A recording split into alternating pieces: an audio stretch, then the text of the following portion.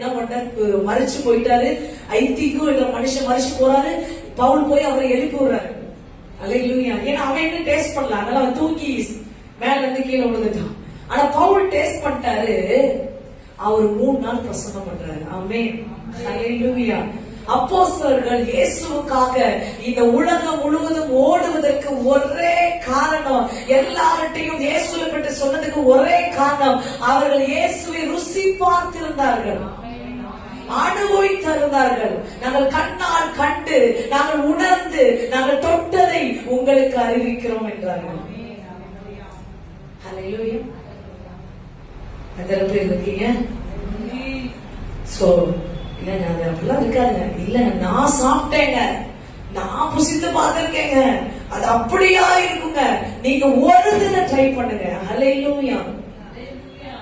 சொல்றோம்ல, வாங்க அந்த ஹோட்டல் ட்ரை பண்ணுங்க, அந்த இடத்துக்கு வாங்க, நல்லா இருக்கும். தண்ணி அந்த இடத்துல அவ்வளோ தித்திப்பா இருக்குங்க. ஆமென். ஏன்? நீ குடிச்ச, நீ உணர்ந்த. ஆமென்.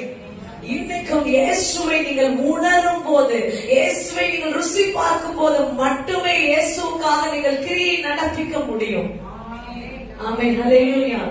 சும்மா போய் இயேசுவை சொல்ல முடியாது. நான் சொல்லிட்டேன்றதுக்காக நீங்க போய் சொல்ல முடியாது.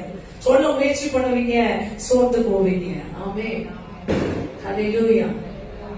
சோ இன்னைக்கு அவர் கர்த்தர் நல்லவர் என்பதை ருசித்து பார்க்க கர்த்தர் உங்களை அழைக்கிறவராய் இருக்கிறார். ஆமென். முதல் வந்து